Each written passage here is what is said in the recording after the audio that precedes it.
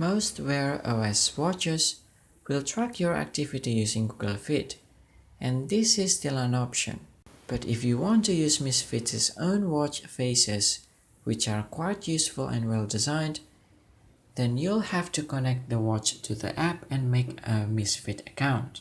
The GPS tracking works well, but you need to be connected to your phone for it to work, unlike with the Fitbit Ionic, which has standalone GPS, but costs £100 more. The Vapor also doesn't auto-track runs, so you need to start a workout on the watch every time. If you're a swimmer, you can also wear the Vapor to track your swim, as it is water resistant up to 50 meters.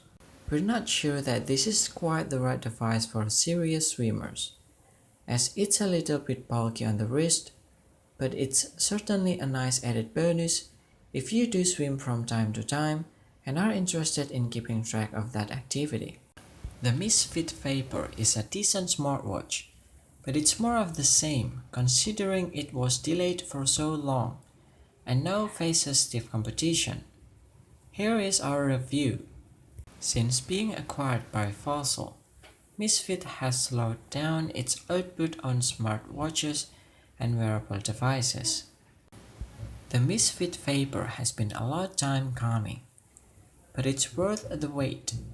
It's a shame that it wasn't released on January 2017 when we first saw it, as it would have been more unique and outstanding in the smartwatch market. Misfit delayed the Vapor to change a couple of key things.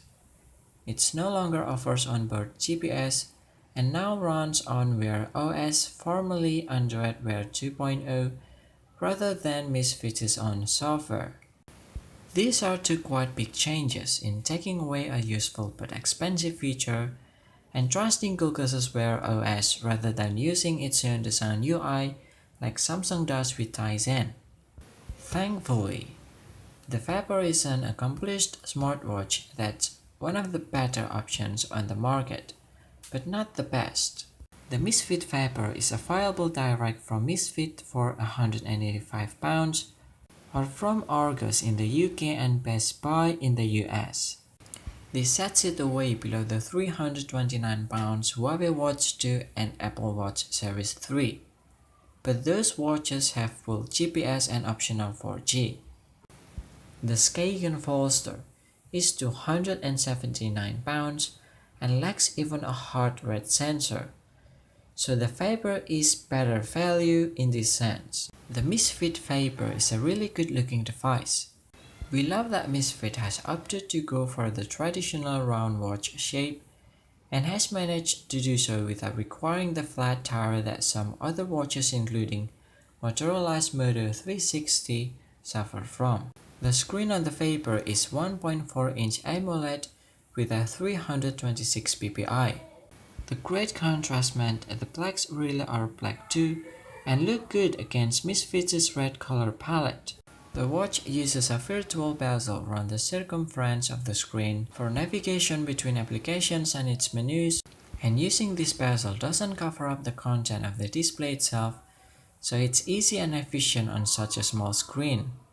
It's a tad fiddly and sometimes buggy, but it's clever despite the fact you could just swipe up and down on the touchscreen it surrounds. The watch comes only in a 44mm size, which is pretty wide, so you might want to steer clear if you have a very tiny dainty wrist.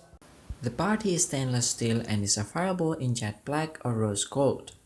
There are interchangeable straps available too, if you're looking for the link bracelet look.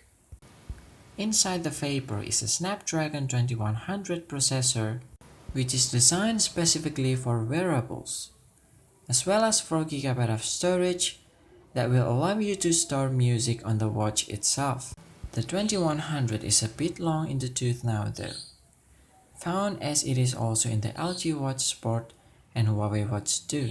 This means performance in the Vapor is a little under what we'd hoped for in a smartwatch in 2018, but seeing as it's a 2-year-old chip, we aren't that surprised. All this functionality means you can go running without your phone and the Vapor will track your route, One thing that the watch makes you do that some others don't is use the Misfit app in conjunction with the Wear OS app.